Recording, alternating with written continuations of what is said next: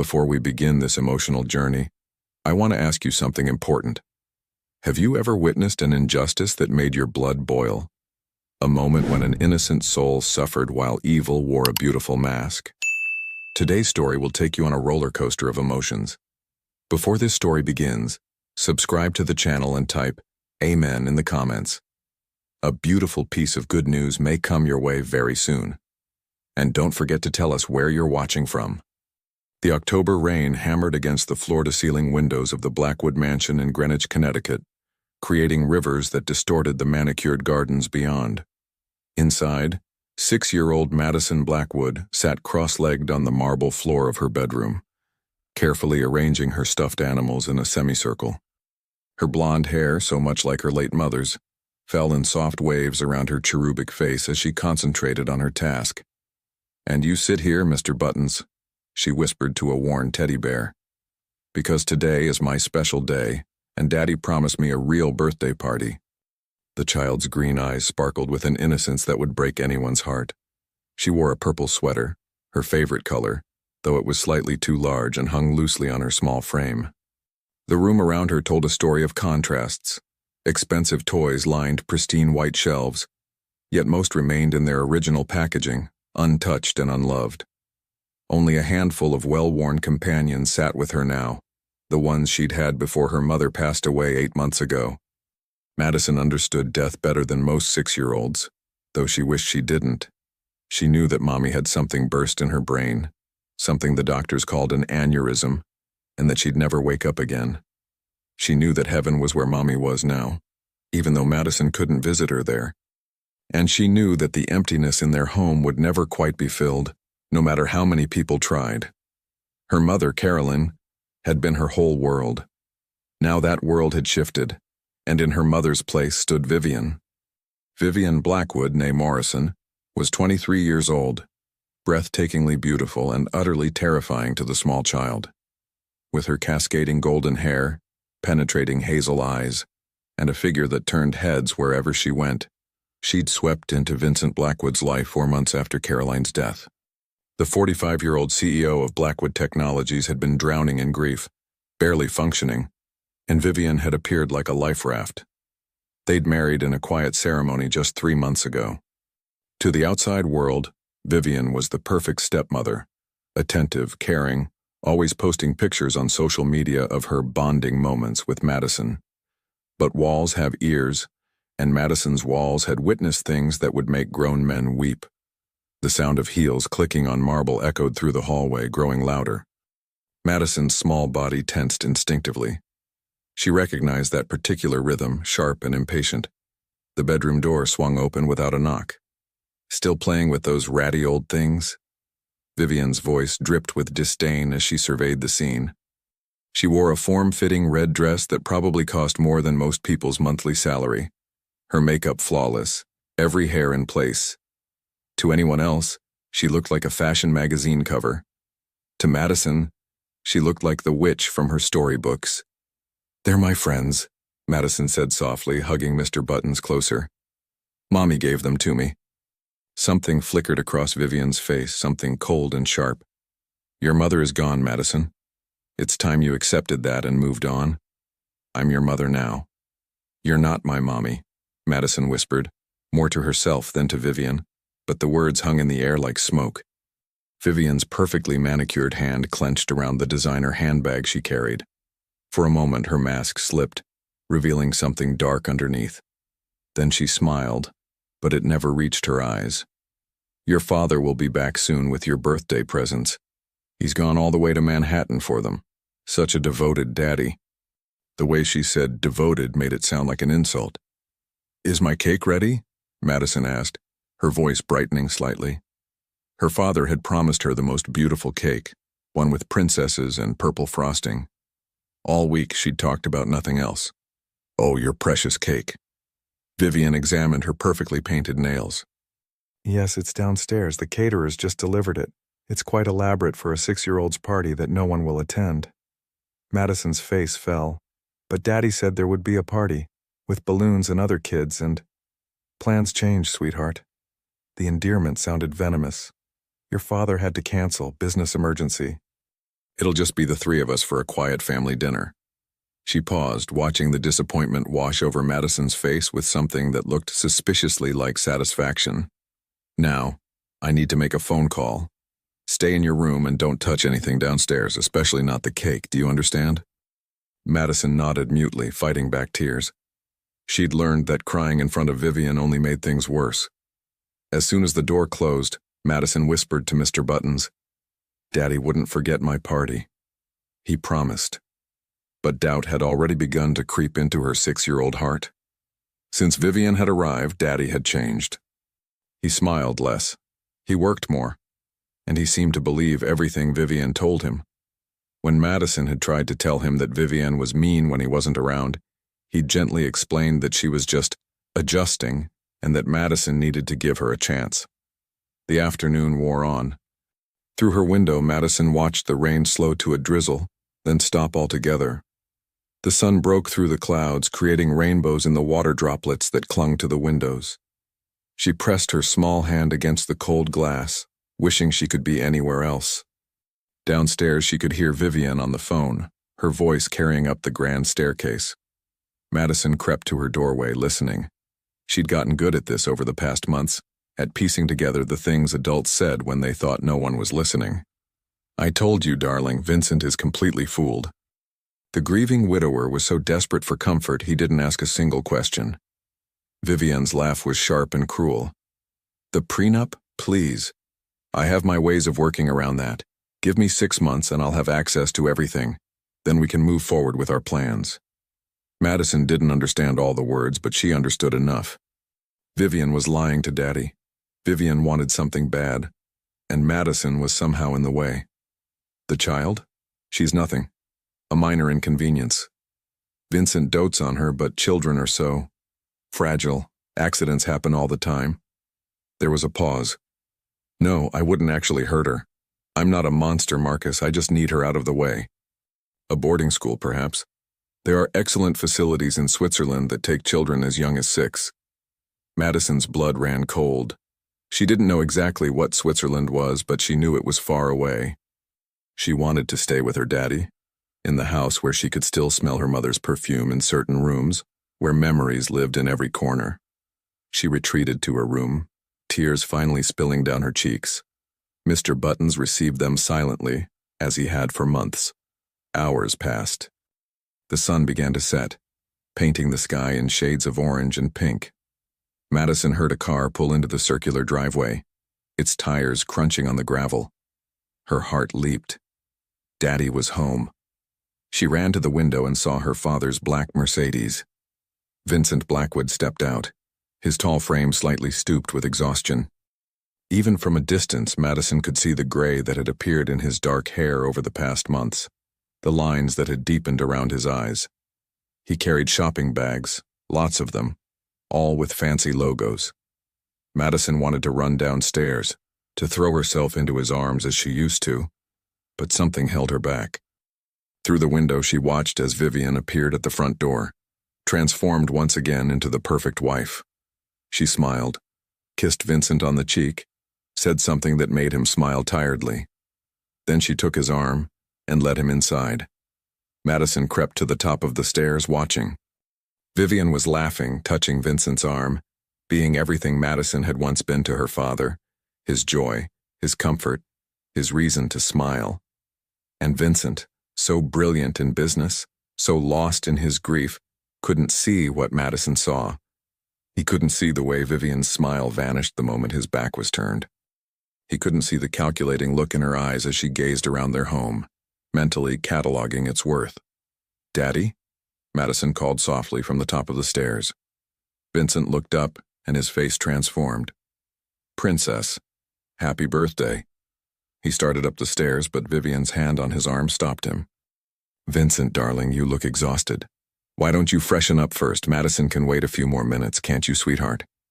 Vivian's voice was sugar-sweet, but her eyes promised consequences if Madison disagreed. Yes," Madison whispered. "That's my good girl." Vivian's smile was all teeth.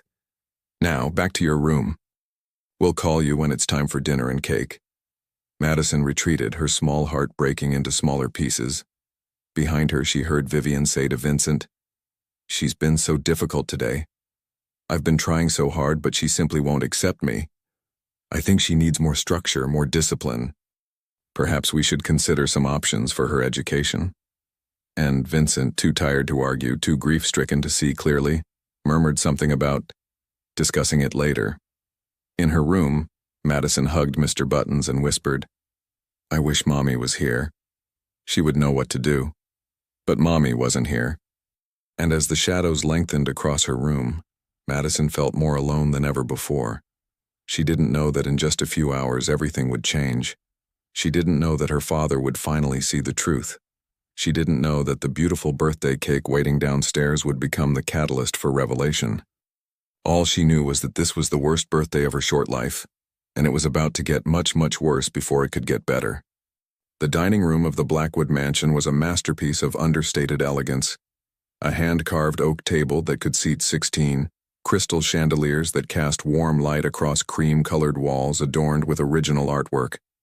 Tonight, only 3 places were set, clustered at one end of the massive table. It looked absurd, like a stage set for a play where most of the actors had failed to show up. Madison descended the stairs slowly, one hand trailing along the banister, her purple dress rustling softly. Vivienne had insisted she change into something appropriate for dinner. A fancy dress with too many ruffles that made Madison feel like a doll. She hated it. She hated how it scratched her skin and how the sash tied too tightly around her middle. But she'd learned not to complain. Vincent stood when she entered, and his smile was genuine. "There's my birthday girl. Don't you look beautiful?" Madison ran to him, and for a moment everything felt right. Her father's arms were safe and strong, and he smelled like his cologne mixed with the rain he'd driven through. She pressed her face against his chest, wishing she could stay there forever. "I missed you, Daddy." "I missed you too, Princess. And wait until you see what I brought you." His enthusiasm was infectious, or it would have been if Vivian hadn't been watching with that unreadable expression. "Vincent, darling, let's eat first. The food is getting cold." Vivian gestured to the elaborate spread laid out. Roasted chicken, vegetables, all of Madison's supposed favorites. But Madison noticed something. None of it was actually what she liked. No macaroni and cheese, no chicken nuggets shaped like dinosaurs, none of the simple foods that a 6-year-old might prefer. This was food for adults, for impressing guests. This was Vivian's idea of what Madison should eat. Dinner was a torture of small cuts. Vivian served Madison tiny portions while heaping Vincent's plate full. When Madison struggled to cut her chicken with the adult-sized utensils, Vivian sighed dramatically. "Madison, you're 6 years old now. You should really have better table manners by this age." "She's doing fine," Vincent said gently, but he didn't offer to help. He was distracted, checking his phone, responding to work emails even though he'd promised to be fully present for Madison's birthday. "Vincent, work can wait," Vivian said, placing her hand over his. "This is family time." The irony wasn't lost on Madison. Vivian talked about family time while making Madison feel like an outsider in her own home. "Tell me about your day, Princess," Vincent said, finally putting his phone away. "What did you do?" Madison opened her mouth to speak, to tell him everything. About the phone call she'd overheard, about Vivian's cruelty, about how scared she was. But Vivian's eyes caught hers across the table, and there was a warning there. Madison had seen what happened when she tried to tattle. Vivian never hit her, nothing so obvious. But things disappeared. Favorite toys, the blanket Mommy had made, photos of Caroline that used to sit on Madison's nightstand. And Vivian always had an explanation that Vincent accepted without question. "I played with my stuffed animals," Madison said finally, her voice small. "That's nice, sweetie." Vincent wasn't really listening. He was looking at Vivian, who was doing that thing she did, making herself the center of attention without seeming to try. She told a funny story about something that happened at the country club. She laughed at exactly the right moments. She was performing, and Vincent was her audience. Madison pushed vegetables around her plate, her appetite gone. She kept glancing toward the kitchen where she knew her birthday cake waited. That cake was the only thing she'd looked forward to all day. At least that would be hers, something Vivian couldn't ruin. "Not hungry, Madison?" Vivian asked, her voice sugary. "You've barely touched your food. And after the chef went to such trouble." "I'm saving room for cake," Madison said hopefully. Vivian and Vincent exchanged a look. "Of course," Vincent said. "We'll have cake soon. But you need to eat your dinner first. Your mother wouldn't want you filling up on sweets." The words hit Madison like a slap. "Vivian's not my mother," she said, louder than she'd intended. The room fell silent. Vincent's expression shifted from surprise to disappointed. "Madison, that's rude. Apologize to Vivian right now." "But she's not. My mommy is—" Madison's voice broke. She couldn't say dead. That word was too big, too final. "Your mommy is gone," Vivian said softly, and there was something almost like pity in her voice. "Almost. And I know I can never replace her, I'm not trying to. But I'm here now and I care about you." It was a masterful performance. Tears glittered in Vivian's eyes, her voice trembled with emotion, and Vincent immediately moved to comfort her. Madison watched as her father put his arm around Vivian, as he murmured apologies and reassurances, as he chose the beautiful stranger over his own daughter. Madison apologized now. Vincent's voice had turned stern, the voice he used with employees who disappointed him. Madison's chin trembled. "I'm sorry," she whispered, though the words tasted like poison. "It's all right," Vivian said magnanimously, dabbing at her dry eyes with a napkin. "She's just a child, she doesn't understand." But Madison did understand. She understood perfectly. She understood that Vivian was winning, that with each passing day her father slipped further away from her, wrapped in Vivian's web of lies. The rest of dinner passed in uncomfortable silence. Madison forced down a few bites of chicken that sat in her stomach like stones. She watched the clock on the wall, counting the minutes until she could escape back to her room. Finally, Vincent pushed back from the table. "All right, Princess. Are you ready for your presents?" Madison nodded eagerly. Maybe the presents would make everything better. Maybe her father had remembered what she really wanted. Vincent disappeared and returned with the shopping bags she'd seen earlier. One by one, he pulled out boxes. Designer dresses in Madison's size, far too sophisticated for a 6-year-old. A collection of educational toys that looked more intimidating than fun. A first-edition book that Madison could maybe read with help but not enjoy alone. Everything was expensive, everything was appropriate, and nothing was what Madison wanted. "Do you like them?" Vincent asked. And Madison heard the hope in his voice. He wanted so badly to have done something right. "They're pretty," Madison said, because that was true. They were pretty. They just weren't for her. Or rather, they weren't for who she actually was. They were for the perfect child Vivian was trying to mold her into. "Vivian helped me pick everything out," Vincent said proudly. "She has such good taste." Of course she did. Of course Vivian had chosen these things, had steered Vincent away from anything Madison might actually enjoy. Another small victory, another way to drive a wedge between father and daughter. "Can I have my cake now?" Madison asked. It was the only thing she wanted, the one thing she'd been promised. "Yes!" Vincent clapped his hands together. "The cake! Vivian, darling, would you mind?" "Of course not." Vivian stood gracefully, smoothing down her dress. "I'll bring it right out. Madison, why don't you close your eyes and make a wish?" Madison closed her eyes obediently. She knew what she would wish for everything to go back to the way it was before, for Mommy to be alive, for Vivian to disappear, for Daddy to see her, really see her, the way he used to. She heard Vivian's heels clicking against the marble floor, heading toward the kitchen. She heard the kitchen door swing open and then closed. She heard her father humming quietly, probably checking his phone again even though this was supposed to be special time. What Madison didn't hear was the conversation happening in the kitchen, where Vivian stood staring at the most beautiful birthday cake she'd ever seen. 3 tiers of purple frosting, decorated with delicate sugar princesses and edible glitter. It had cost a fortune. It was absolutely perfect for a little girl's birthday, and Vivian hated it. She hated how much Vincent had spent on it. She hated how Madison's face would light up when she saw it. She hated the entire charade of playing happy family when all she wanted was access to Vincent's fortune.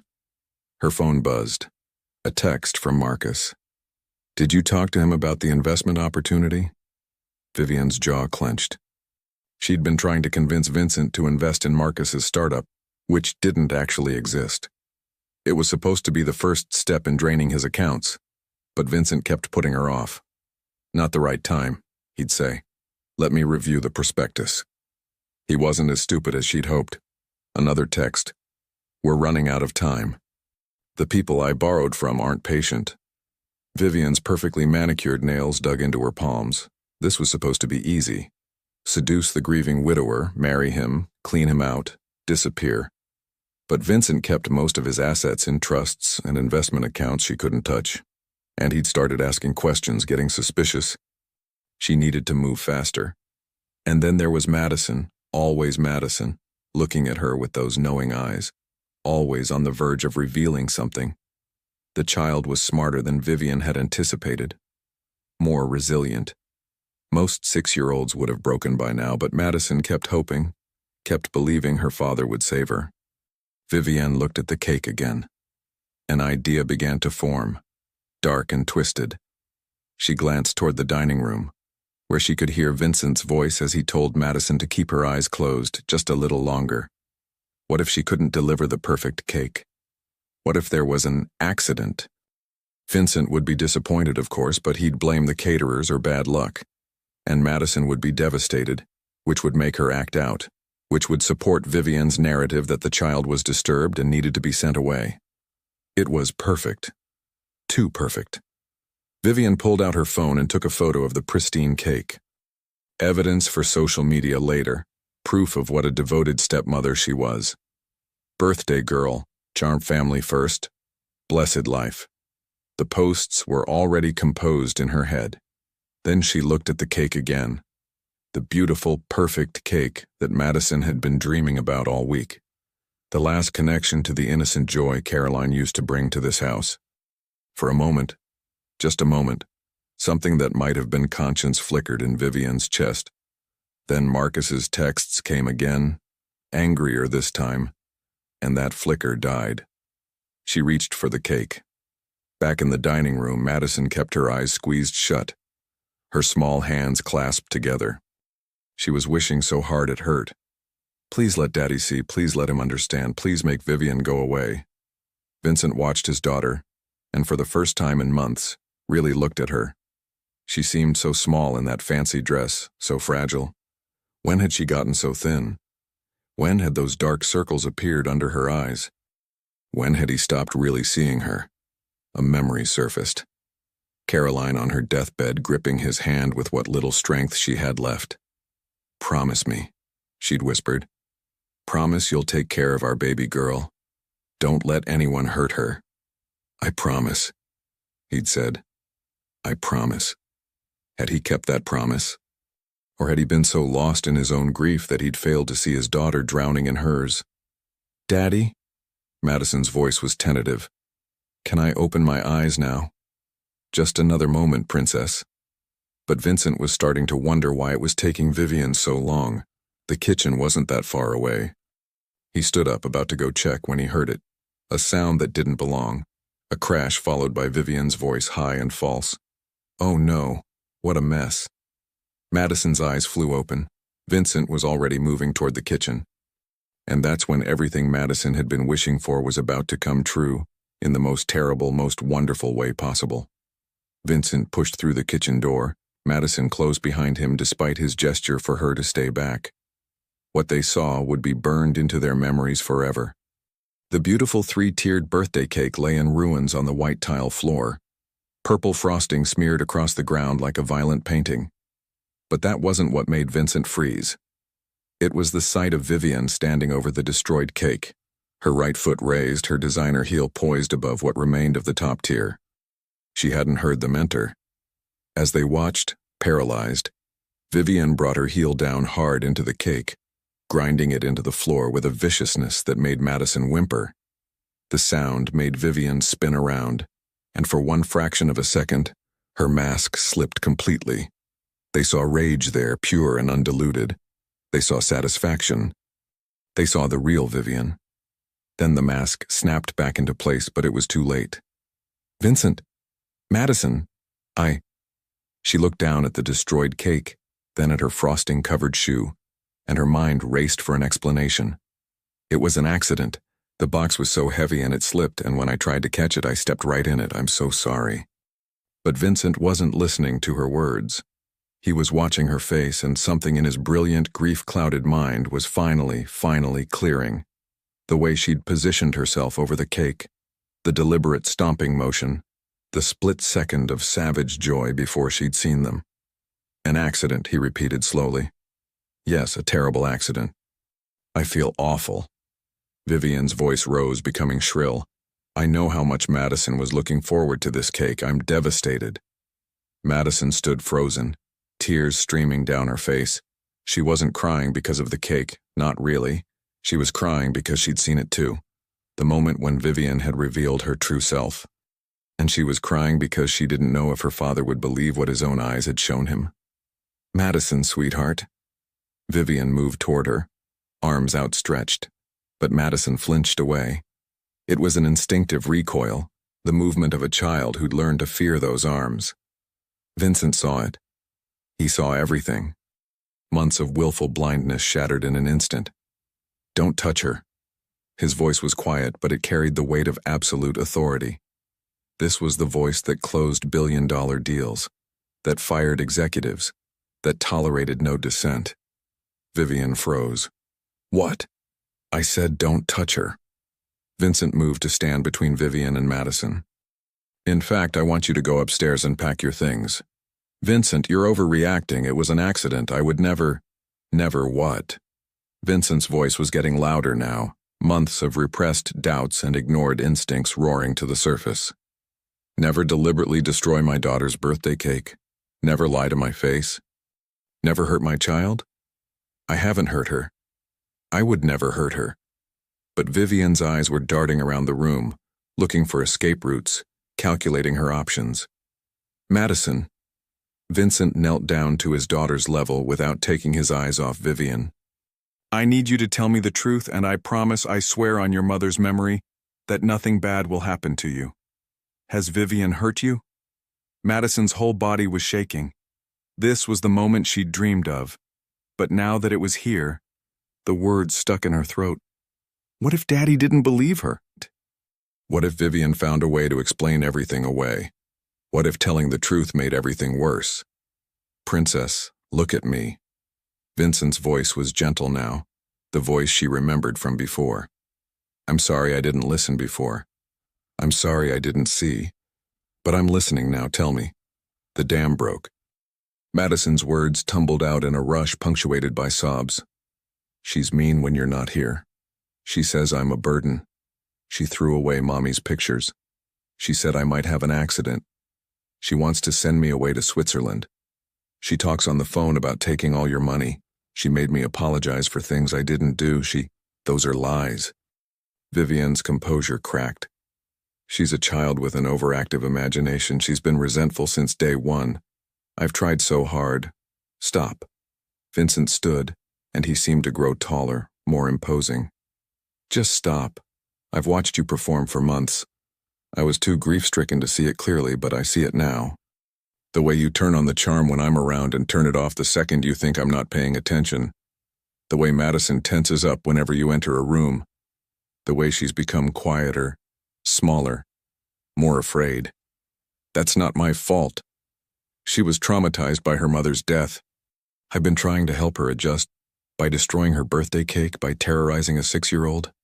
Vincent pulled out his phone. "I'm calling my lawyer. Our marriage is over." Vivian's face went white, then red. "You can't divorce me. The prenup that you haven't signed yet because you kept finding reasons to delay." "That prenup?" Vincent's smile was sharp as broken glass. "I found that interesting. My lawyer found it even more interesting. In fact, he's been doing some research on you, Vivian. Or should I say Victoria Morrison, wanted for fraud in 3 states. The name hit like a bomb. Vivian's face went through several expressions in quick succession: shock, fear, rage, and finally, calculation. I don't know what you're talking about. Don't you? Vincent was already dialing. Marcus Reeves. Does that name ring a bell? Your actual boyfriend, currently under investigation for investment fraud? The man you've been texting with all evening?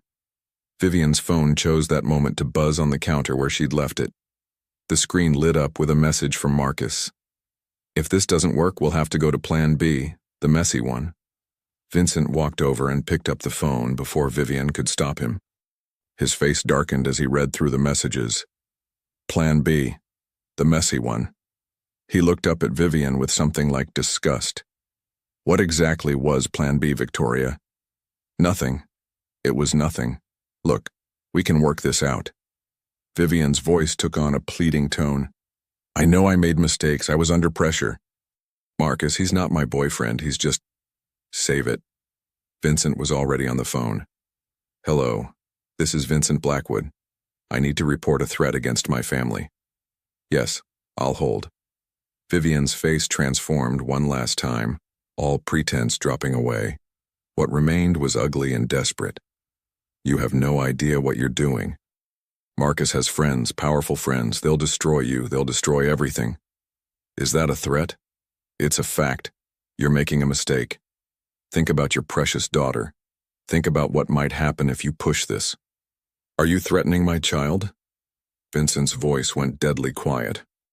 Madison watched from behind her father, her small hand clutching the fabric of his pants.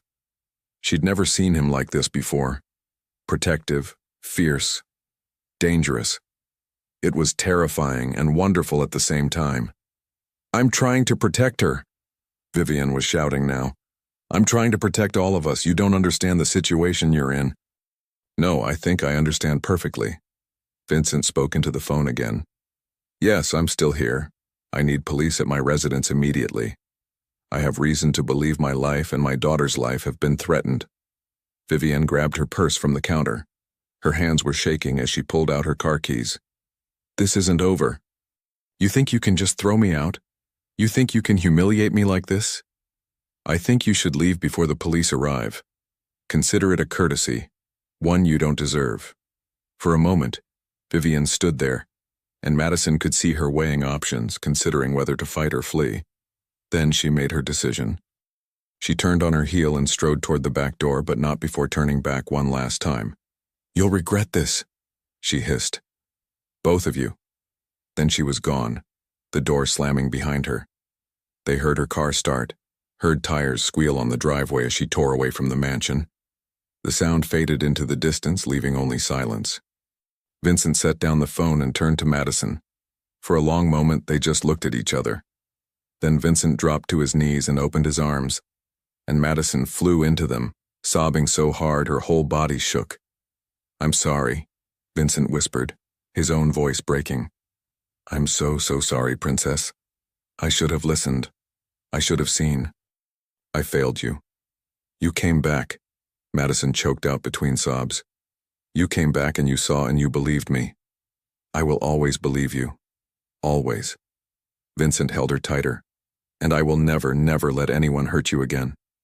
They stayed like that for a long time, father and daughter clinging to each other in the ruined kitchen surrounded by the destroyed cake.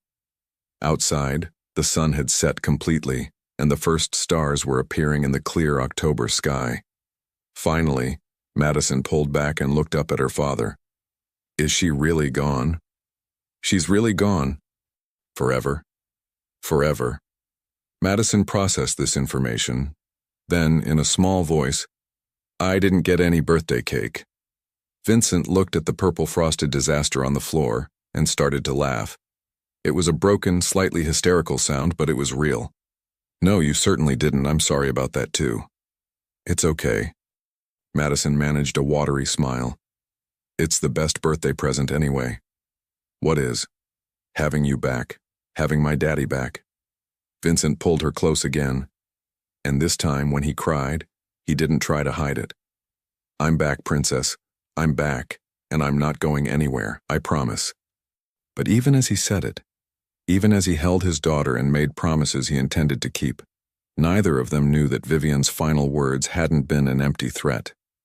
Marcus Reeves was not a man who accepted defeat gracefully. And the people he'd borrowed money from, the people who expected returns on their investments, didn't care about collateral damage. The nightmare was over, but the danger had just begun. Madison looked at the destroyed cake one more time. Despite everything, despite the horror of the evening, she felt something she hadn't felt in months: hope. Her father had seen the truth. He'd believed her. He'd chosen her. Tomorrow would bring new challenges. The police would have questions. Lawyers would need to be consulted. Security would need to be arranged. But tonight, in this moment, Madison had what she'd been wishing for since the day Vivian walked into their lives. She had her father back. "Daddy?" she whispered. "Yes, Princess? Can we have ice cream for my birthday instead?" Vincent laughed again, and this time it sounded almost normal. "We can have anything you want. How about we go to that ice cream place your mom used to love, the one with the ridiculous flavors?" Madison's face lit up. "With the purple bubble gum and gummy bears?" "With all the purple bubble gum and gummy bears your heart desires."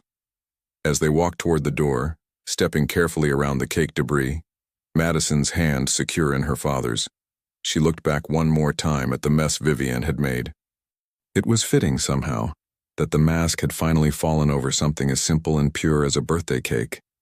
Evil couldn't help but reveal itself eventually, especially when faced with innocence. They didn't clean up the kitchen that night. That could wait. What couldn't wait was rebuilding what Vivian had almost destroyed. The bond between father and daughter, the trust, the love. In the car on the way to the ice cream shop, Madison fell asleep in her car seat, exhausted from emotion.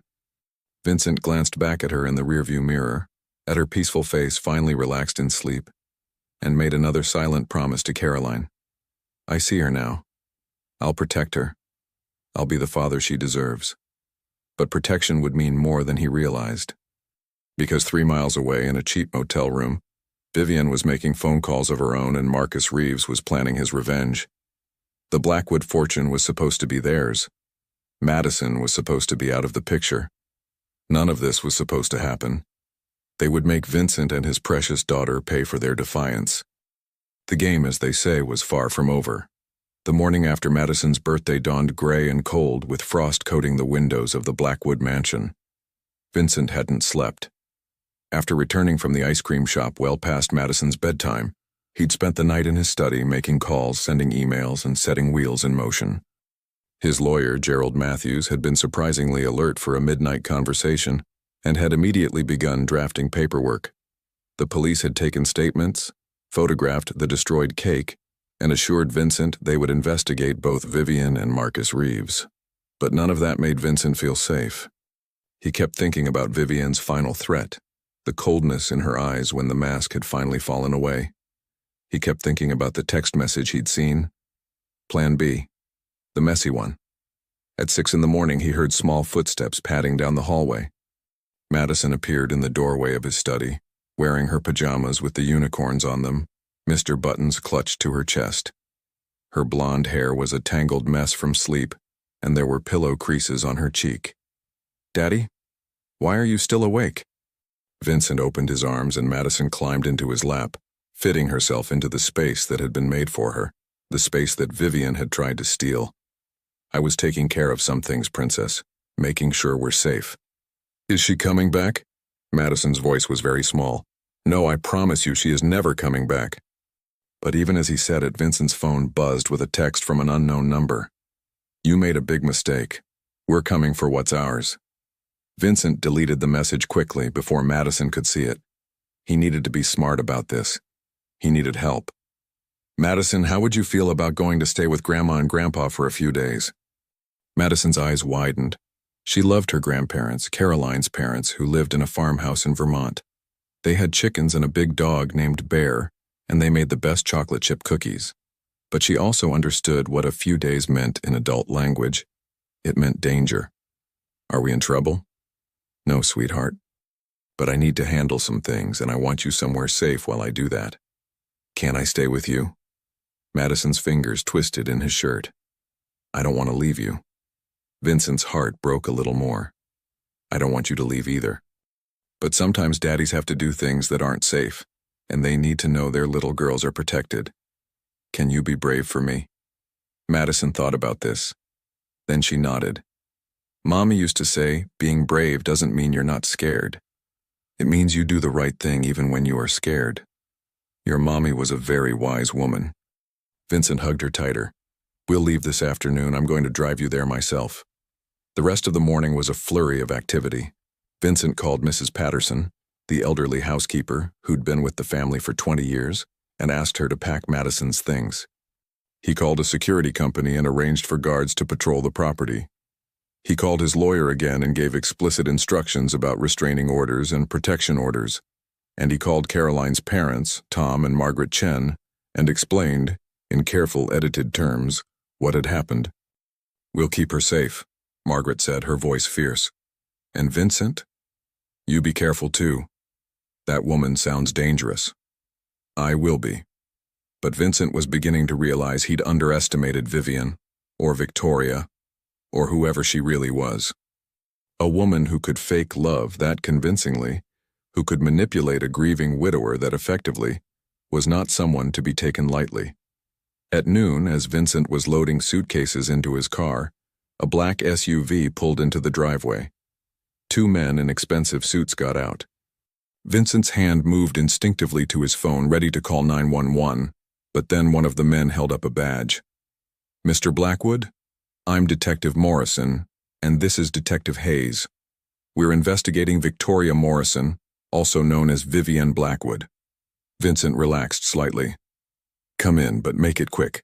I'm taking my daughter somewhere safe. Inside, the detectives laid out a picture that made Vincent's blood run cold. Victoria Morrison wasn't just a con artist. She was part of a sophisticated operation. Marcus Reeves was the front man, but there were at least 5 other people involved, and they'd been running variations of this scam for 3 years. Seduce wealthy widowers or divorcees, marry them, drain their accounts, and disappear. Sometimes they used blackmail. Sometimes they used fraud. And twice the Marks had died under suspicious circumstances. We haven't been able to prove murder, Detective Morrison said, his expression grim. But one man fell down the stairs. Another had a heart attack even though he'd just had a clean bill of health from his doctor. Both times the widow inherited everything before we could freeze the assets. Vincent felt sick. She was in my house. She was around my daughter. Which is why you need to take this seriously, Detective Hayes said. She was younger than her partner, with sharp eyes that didn't miss anything. Victoria and Marcus are desperate.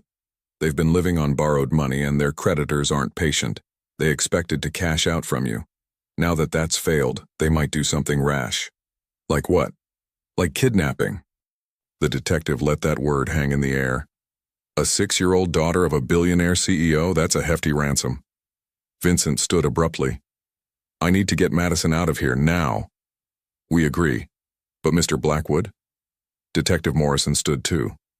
Don't think you can handle this alone. These people are professionals. They have resources. You need to let us do our job. I'm hiring private security as well. Good, do that, and keep us informed of where you're going. We'll coordinate with local police. After the detectives left, Vincent found Madison in her room, sitting on the floor with her stuffed animals. She'd arranged them in a circle again, just like yesterday, but this time she was talking to them in a serious voice. We have to be very brave, she was saying to Mr. Buttons, because Daddy needs us to be brave, and we have to help him because he's helping us. Vincent's throat tightened. 6 years old, and she was already trying to be strong for him. It wasn't right. It wasn't fair. But he also recognized Caroline in her. That core of steel wrapped in softness, that ability to face fear head-on. Ready to go, Princess? Madison looked up and nodded. She stood gathering Mr. Buttons and a few other essential friends. Daddy, will you tell me a story in the car? What kind of story? A story about Mommy, a happy one. So as they drove north toward Vermont, past autumn trees blazing with color, past farms and small towns and rivers, Vincent told his daughter stories about Caroline. He told her about their first date, when Caroline had accidentally spilled wine all over his expensive suit and he'd fallen in love with her laugh as she apologized. He told her about their wedding day, when it had rained so hard they'd had to move the ceremony indoors and Caroline had said it was good luck. He told her about the day Madison was born, how Caroline had held her and cried happy tears and said she'd never seen anything more perfect. And as he talked, Vincent realized something. Vivian hadn't just tried to steal his money. She'd tried to steal these memories, these connections, these stories that tied him to Caroline and Madison. She'd tried to erase Caroline's presence from their home, to make Madison feel like her mother had never existed, to fill that space with her own poisonous presence. But she'd failed. Because love, real love, couldn't be erased or replaced. It lived in stories and memories and in the way Madison's smile reminded him of Caroline's. It lived in the way Madison tilted her head when she was thinking, just like her mother used to. It lived in 1,000 tiny ways that Vivian could never touch. They arrived at the farmhouse just as the sun was setting. Tom and Margaret Chen were waiting on the porch and Madison squealed with delight when she saw Bear, the massive Bernese mountain dog, bounding toward the car. "Grandma, Grandpa!" Madison threw herself into their arms, suddenly a child again, instead of the miniature adult she'd been forced to become. Margaret held her granddaughter close, and when she looked at Vincent over Madison's head, there were tears in her eyes. They knew. They understood what Madison had been through, what they'd both been through. "Come inside," Tom said gruffly. He was a retired Marine, tall and still strong at 70. "We need to talk." Inside the warm farmhouse that smelled like cinnamon and wood smoke, Vincent laid out the situation. He told them everything, about Vivian's true identity, about Marcus Reeves, about the threats and the police investigation, and his fear that Madison might be targeted. "They won't get near her," Tom said flatly. "I've got friends in town. Veterans. They'll help watch the property. And I've still got my service weapons locked up. I remember how to use them. Dad, I don't want you in danger either. Son, I lost my daughter 8 months ago." Tom's voice cracked slightly. "I'll be damned if I'm going to lose my granddaughter too. We'll keep her safe. You have my word." Margaret was more practical. "How long do you think this will take to resolve?" "I don't know. The police are looking for Vivian and Marcus. Once they're in custody, the threat should be over. But until then..." Vincent looked at Madison, who was sitting on the floor playing with Bear, her laughter bright and clear. "However long it takes." He stayed for dinner, delaying the moment when he'd have to leave. They ate Margaret's famous pot roast and Madison told her grandparents about her ruined birthday cake, the story already taking on the quality of an adventure in the resilient way of children. She didn't mention the months of fear and loneliness. She didn't mention how Vivian had made her feel small and worthless. She just talked about the cake and how Daddy had saved the day, and how they'd gotten ice cream instead. When it was time to leave, Madison clung to Vincent. "You'll come back soon?" "As soon as I can, Princess, and I'll call you every day, twice a day. Promise." "Promise." As Vincent drove back to Connecticut, his phone rang. Gerald, his lawyer. "We've got a problem," Gerald said without preamble. "Vivian filed for divorce first." "So? Let her. I want her gone." "It's not that simple. She's claiming the marriage was consummated, that she's entitled to a settlement under Connecticut law, and she's asking for temporary spousal support while the divorce is pending. She's also filed a restraining order against you." "What? On what grounds?" "She claims you physically threatened her and forcibly removed her from the marital home." "She's playing victim, Vincent, and she's doing it well." Vincent's hands tightened on the steering wheel. "She threatened my daughter. She destroyed Madison's birthday cake deliberately. I have witnesses." A 6-year-old child isn't always considered the most reliable witness in court, and you know it. She'll claim everything Madison says is coached or imagined. Without hard evidence, this becomes he said, she said. What about the text messages? The police saw them. Her lawyer is already claiming her phone was hacked. Look, I'm not saying we can't win this. I'm saying it's going to be a fight and it's going to be public. The press is going to love it. Billionaire CEO throws out new wife, claims she was conning him. Some people will believe you. Some won't. Your reputation, your company's stock price, everything could take a hit. I don't care about my reputation. I care about protecting my daughter. Then let me do my job. I'll fight this. But Vincent? Be prepared for this to get ugly. Ugly didn't begin to cover it. Over the next several days, Vincent watched as Vivian's lawyers launched a campaign of character assassination in the media. Articles appeared questioning his fitness as a parent, suggesting his grief over Caroline's death had made him unstable. Vivian gave a tearful interview claiming she'd only wanted to be a good mother to Madison, but Vincent had been controlling and paranoid, seeing threats where there were none. The court of public opinion was divided. Some people remembered Vincent and Caroline's love story, believed his side. Others saw a powerful man crushing a young woman who dared to stand up to him. Social media exploded with hot takes and conspiracy theories. Through it all, Vincent called Madison twice a day, as promised. She told him about helping Grandma bake cookies, about playing with Bear, about the chickens and how one of them, a bossy hen named Bertha, chased Grandpa around the yard. She sounded happy, safe, and that was all that mattered. But on the 6th night after the birthday incident, everything changed. Vincent's phone rang at 2 a.m. Tom's voice was strained. Someone tried to get onto the property. Bear started barking around midnight. By the time I got outside with my rifle, they were gone. But Vincent, they left a note. What did it say? There was a pause. Then, you can't hide her forever. Vincent's blood turned to ice. I'm coming back. Right now. The police are already here. So are 3 of my friends from town. We're locked down tight. But Vincent, maybe it's time to think about moving her somewhere else. Somewhere they can't find her. But where? If they'd found the farm, they could find anywhere. Unless. An idea began to form in Vincent's mind, dangerous and desperate. He made a call to Detective Morrison. I want to set a trap, Vincent said. I want to draw them out. Mr. Blackwood, that's not how we... They want money. I'll give them money. But on my terms, in a place where you can catch them. Use me as bait. There was a long silence then. Tell me what you're thinking. As Vincent laid out his plan, he knew he was taking a massive risk. But waiting for the police to find Vivian and Marcus wasn't working. They were too smart, too experienced at disappearing. And every day that Madison spent in hiding was another day stolen from her childhood. The game was about to change. And this time Vincent was going to control the board. But he didn't know that Marcus Reeves was 3 steps ahead of him, that the attempt at the farm had been a diversion, that the real trap was already being set. And the bait wasn't money. It was Madison herself. The plan was elegantly simple, which was what worried Detective Morrison.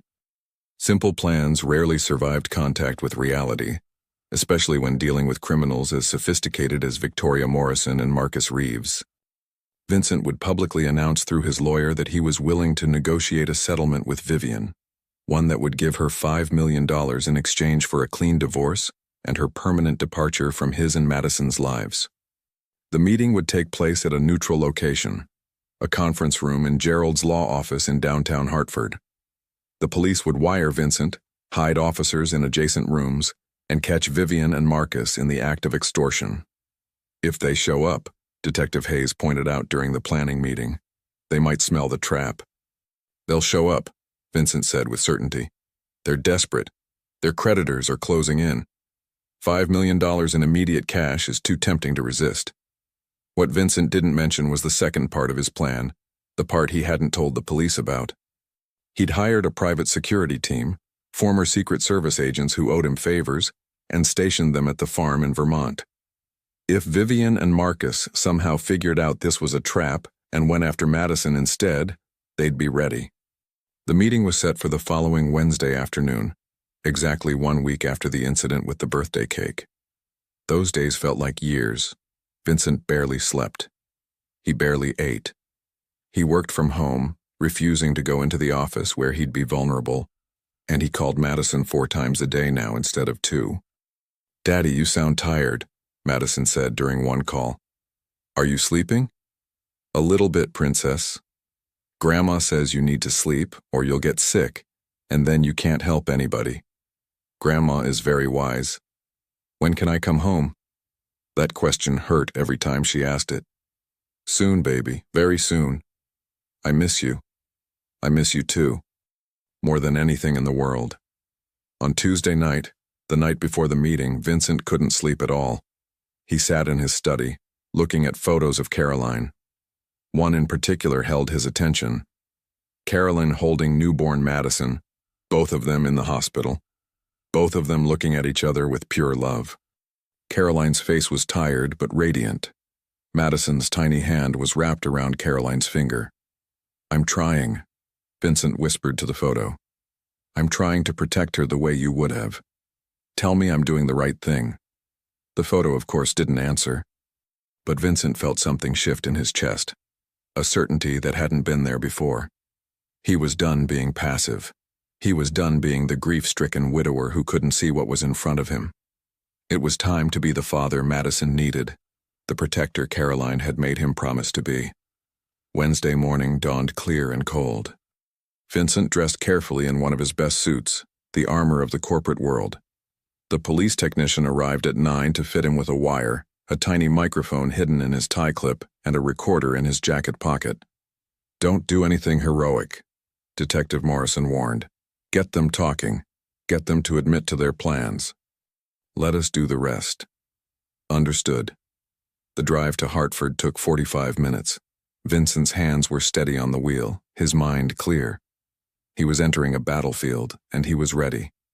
Gerald's law office occupied the top floor of a steel and glass tower in downtown Hartford. The conference room overlooked the Connecticut River, all windows and modern art and expensive furniture. It was designed to intimidate, to remind everyone who entered that they were playing in the big leagues now. They're not here yet, Gerald said when Vincent arrived. But they confirmed they're coming, both of them. Good. Detective Morrison's voice crackled through a small earpiece Vincent wore. We're in position.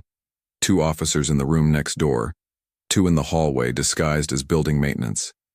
Hayes and I are in the parking garage watching their car. Just stay calm and follow the plan. At exactly 2 p.m., the receptionist called. Mr. Matthews? Your 2 o'clock is here. Vincent's heart rate kicked up, but his face remained calm. This was just another negotiation, he told himself. Just another deal.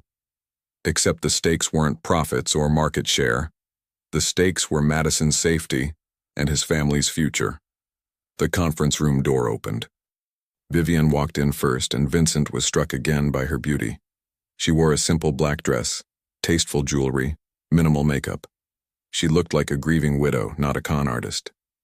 Behind her came Marcus Reeves, and Vincent saw him clearly for the first time. Mid-30s, handsome in a slick way, expensive suit, watchful eyes. This was a man who knew how to read people, how to find weaknesses and exploit them. Vincent. Vivian's voice was soft, tentative. Thank you for agreeing to meet.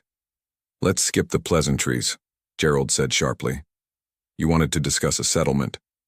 We're prepared to offer $5 million in exchange for a clean divorce, an NDA, and your immediate departure from Connecticut. Marcus smiled. $5 million. That's generous. It's more than generous, Gerald shot back. It's more than you'd get in court, and we all know it. Maybe. Marcus sat down, utterly relaxed. Or maybe we'd get much more. Especially after Mrs. Blackwood testifies about the hostile environment in the home, the way Madison was coached to lie about her, the way Vincent threatened her with violence. I never threatened her with anything except legal action. That's not how she remembers it. Marcus pulled out a folder. We have a psychologist's report documenting the trauma Victoria experienced. We have testimony from friends who noticed bruises on her arms. We have lies. Vincent's voice was steel. All of it. The question is whether you want to keep lying and risk going to prison, or whether you want to take the money and disappear. Vivian's mask flickered for just a second. Prison? For what? For fraud, for extortion, for threatening my daughter. Vincent leaned forward. See, I know who you really are, Victoria. The police know too. They know about your previous marks. They know about the 2 men who died under convenient circumstances. They know everything. Marcus's easy smile vanished. His hand moved to his pocket and Vincent tensed, but Marcus just pulled out his phone. You're bluffing. Am I? Detective Morrison, are you listening? Marcus and Victoria exchanged a quick glance. It lasted maybe 2 seconds, but Vincent saw entire conversations happen in that look. They were calculating, weighing options, deciding how much danger they were in. You're wearing a wire, Marcus said flatly. This whole thing is a setup. It's a negotiation, Gerald corrected. My client is offering you a way out. Take the money, sign the papers, leave. And if we don't? Victoria's voice had changed, dropping the soft, vulnerable tone. This was the real Victoria, calculating and cold. Then you go to prison. Your choice. For a long moment, nobody moved. Then Marcus stood abruptly. We need to discuss this. Privately. You have 5 minutes, Gerald said. The offer expires at 2:30. Marcus and Victoria stepped outside into the hallway. Through the walls, Vincent could hear their voices rising and falling, but couldn't make out words. Detective Morrison's voice came through the earpiece. We have them on camera. They're arguing. Stand by. Those 5 minutes felt eternal. Vincent's mind ran through scenarios, each worse than the last. What if they ran? What if they had a backup plan? What if... The door opened. Marcus walked back in, Victoria behind him. Her face was pale, her composure cracking. We'll take the money, Marcus said, but we want 10 million. Not negotiable, Gerald said immediately. 5 million or nothing. Then nothing. Marcus turned to leave, but Victoria grabbed his arm. Wait. Her voice was desperate now, the mask completely shattered. Marcus, we don't have a choice, they know. If we don't take this, we'll have nothing. We'll figure something out. There's nothing to figure out. Victoria's voice rose to a near scream. Your brilliant plans keep failing. The investment scheme fell apart. The blackmail angle didn't work, and now the cops are watching us. Take the money. Well, this is interesting, Detective Morrison said, stepping into the room. Detective Hayes was right behind him. Thanks for the confession, by the way. Really saved us some time. Marcus's face went through several expressions: shock, rage, fear, and finally, cold calculation. You can't arrest us. We haven't actually done anything illegal yet. Attempted extortion, conspiracy to commit fraud, threatening the life of a minor. Detective Morrison counted off on his fingers. Oh, and let's not forget the outstanding warrants in 3 other states. We've got plenty to hold you on while we build the bigger cases. Victoria sank into a chair, her face in her hands. But Marcus was still standing, still defiant. You think you've won? You have no idea what you've started. The people we owe money to, they don't just go away. And they know all about you, Vincent. They know about your daughter. Vincent felt ice flow through his veins. Are you threatening my child again? I'm stating facts. We borrowed money from serious people. We promised them returns. When we don't deliver, they'll come collecting. And they won't be as nice as we were. Detective Hayes moved forward with handcuffs. Marcus Reeves, you're under arrest. You have the right to remain silent. What happened next occurred in less than 5 seconds, but would replay in Vincent's mind for months. Marcus's hand dove into his jacket. Detective Morrison shouted, "Gun!" And everyone scattered. A shot rang out, deafeningly loud in the enclosed space. Glass shattered as the window behind Vincent exploded. But Marcus wasn't aiming at Vincent. He was aiming at the lock on the conference room door. Another shot, and the door burst open. Marcus ran, Victoria right behind him, and suddenly there was chaos. Police officers flooded the hallway. More shots. Screaming. Vincent crouched behind the conference table, his ears ringing. Through the ringing, he heard Detective Morrison on his radio. All units, suspects fleeing on foot, armed and dangerous. I repeat, armed and dangerous. Then Morrison was crouching beside Vincent. Are you hit? No. I don't think so. Vincent checked himself, almost surprised to find no blood. Where are they? Running, but they won't get far. We've got the building surrounded. Morrison's face was grim. That went sideways fast. The people Marcus mentioned, the ones he borrowed money from, are they real? Morrison hesitated, then nodded. We think so. We've been trying to identify them, but these kinds of loan sharks stay hidden. Vincent, you need to keep Madison where she is. Maybe even move her again, somewhere more secure. Vincent's phone buzzed. Tom's number. His hands shook as he answered. Vincent, something's happened. Tom's voice was tight with tension. There were 3 men. They came with a court order, said they were FBI, said Madison had to come with them for her protection. But something felt wrong. I asked to see more ID, and they pulled guns. We're barricaded in the house. Madison's hidden in the cellar. But Vincent, they're not leaving, they're waiting us out. The world tilted. This had all been a diversion. The meeting, the confrontation, it was all to get Vincent away from Vermont, away from Madison. I'm coming, Vincent said. Hold them off, I'm coming. He was already running. Oro 6. Vincent drove like a demon, his Mercedes eating up the highway miles between Hartford and Vermont. Detective Morrison was in the passenger seat talking rapid fire into his radio, coordinating with Vermont State Police and FBI. In the back seat, Detective Hayes was on her laptop, trying to identify the men at the farm. The court order was fake, Hayes reported. Forged signature, fake case number. These guys are professionals, but they made mistakes. I don't care about mistakes, Vincent said through clenched teeth. I care about getting to my daughter. His phone rang. Tom again. Vincent hit the speaker button. They're trying to get in through the back door, Tom said. Vincent could hear the strain in his voice, the fear he was trying to hide. I've got my rifle and so does Jake from down the road. We've fired warning shots. But Vincent, they're not scared of us. They know we won't risk shooting them if there's a chance Madison could be hit. Where is she exactly?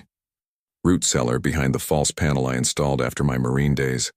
Margaret's with her. They've got food, water, blankets. They can last days down there if they have to. Put me on speaker. There was a pause, then, you're on.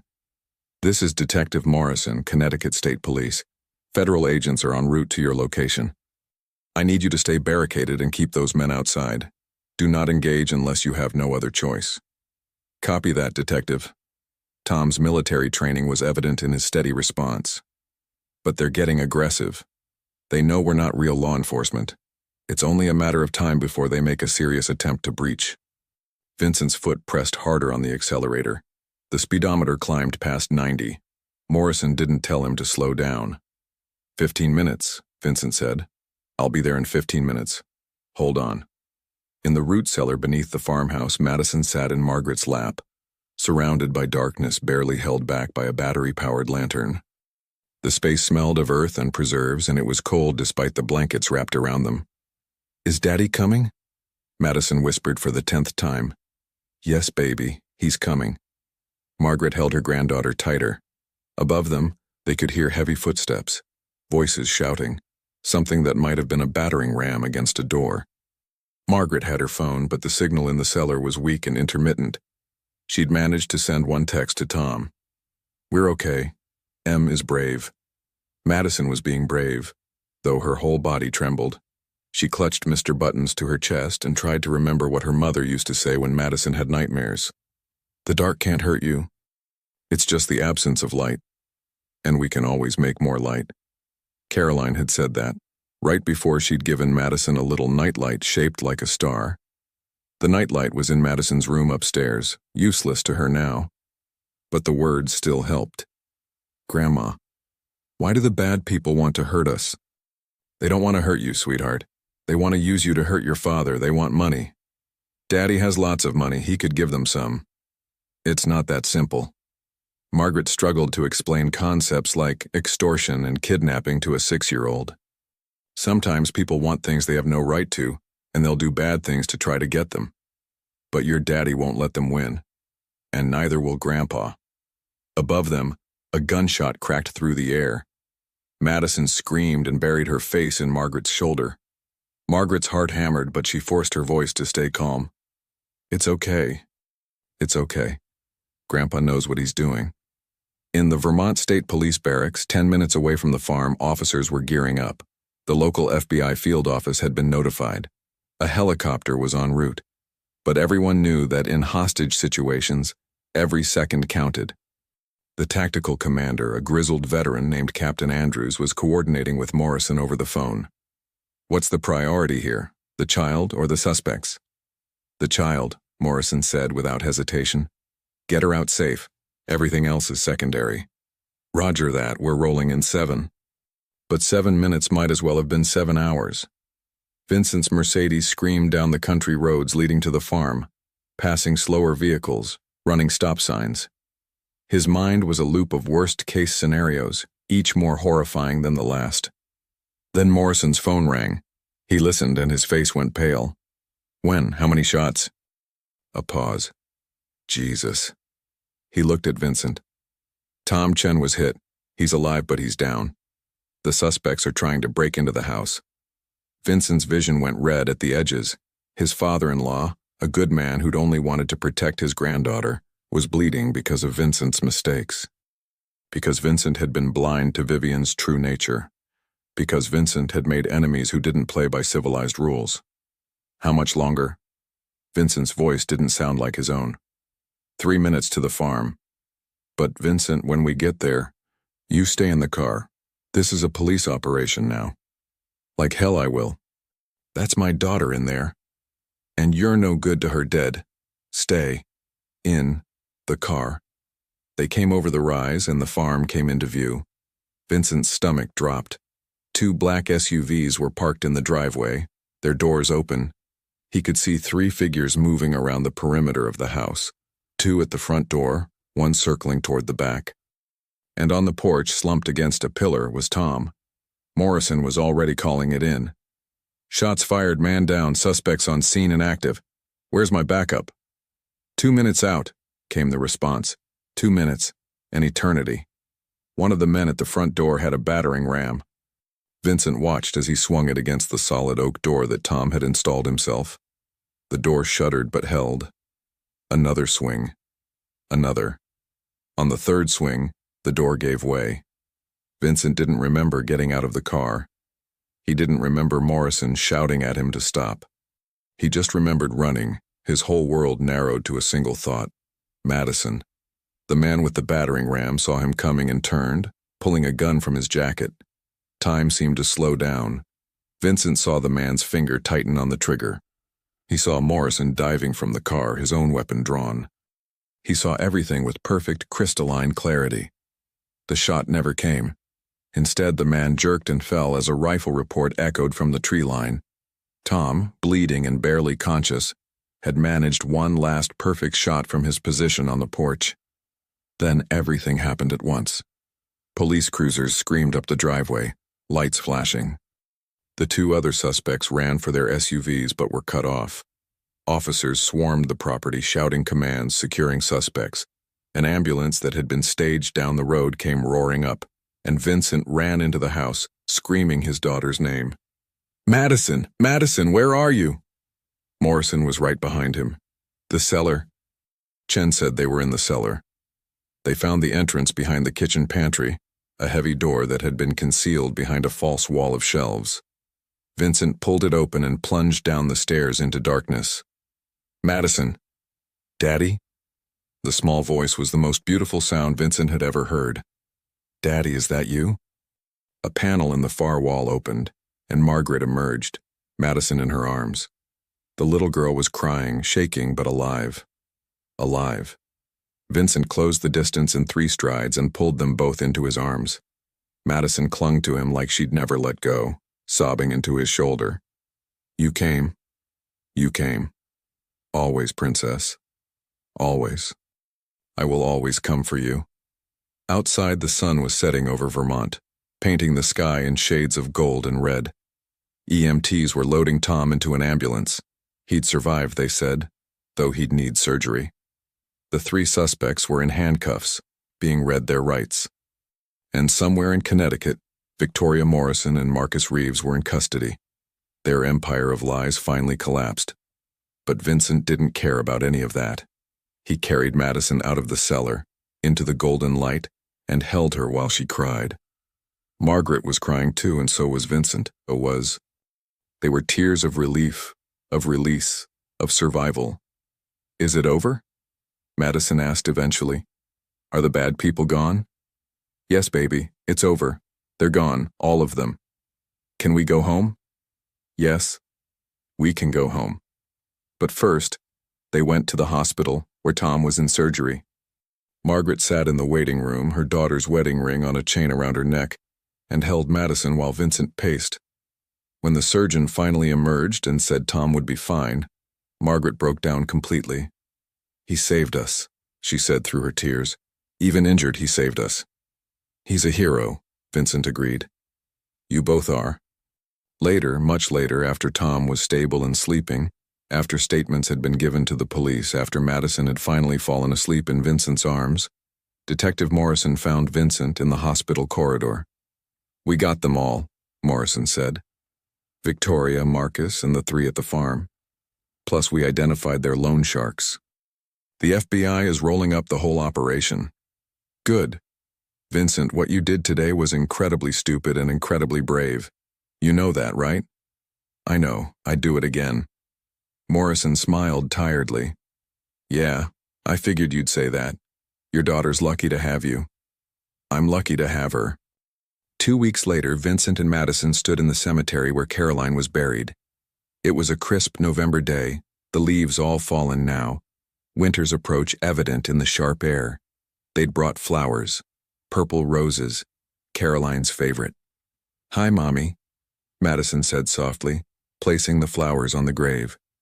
"I wanted to tell you something. Daddy saved me. The bad lady tried to hurt me, but Daddy stopped her. He was very brave, just like you would have been." Vincent's throat was too tight to speak. He just held Madison's hand and looked at Caroline's headstone. "I kept my promise," he whispered. "I protected her." Madison looked up at him. "Daddy, can I tell you something?" "Anything, Princess." "I don't think Mommy is really gone. I think she's still watching us. I think she helped you find me." Vincent knelt down to Madison's level. "You know what? I think you're right. And Daddy, I'm not scared anymore, because I know now that you'll always come for me. Even when bad things happen, you'll be there. Always. That's a promise." They walked back to the car hand in hand. Tomorrow they would start the process of healing. Vincent had already hired a child psychologist to help Madison process her trauma. He'd installed a state-of-the-art security system at the mansion. He'd taken a leave of absence from work to spend time with his daughter, to rebuild the bond that Vivian had tried to destroy. But today, they were just going home. Just the 2 of them, father and daughter, survivors of a storm that had tried to tear them apart. At the mansion, Mrs. Patterson had prepared Madison's favorite dinner, macaroni and cheese with dinosaur-shaped chicken nuggets. They ate in the kitchen, not the formal dining room, at the small table where Caroline used to sit and do crossword puzzles. After dinner, Vincent gave Madison a bath and read her 3 stories. She fell asleep halfway through the 3rd one, Mr. Buttons tucked under her arm, her face peaceful in a way it hadn't been for months. Vincent sat by her bed for a long time, just watching her breathe, grateful for every rise and fall of her small chest. Then he went to his study and opened his laptop.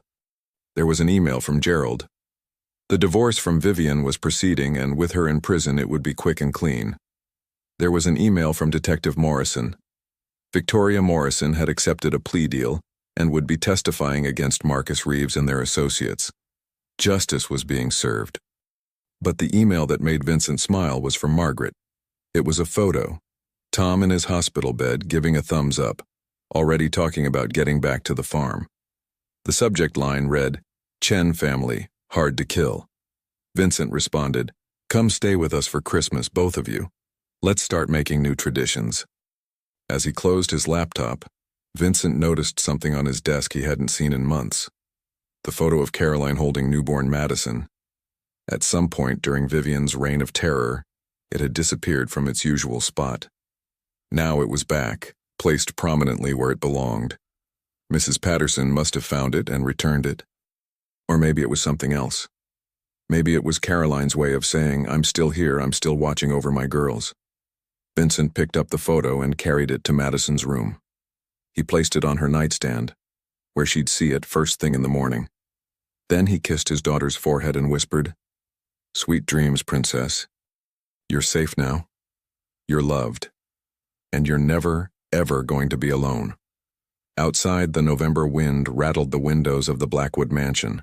Inside, two people who'd survived the worst and come through stronger slept peacefully. The nightmare was over. The healing had begun. And tomorrow would bring its own challenges and joys, as all tomorrows do. But tonight, they had what mattered most: each other, and the memory of the woman who'd loved them both enough to keep them connected, even from beyond the grave. The end of one chapter, the beginning of another, and always, always, the promise of hope.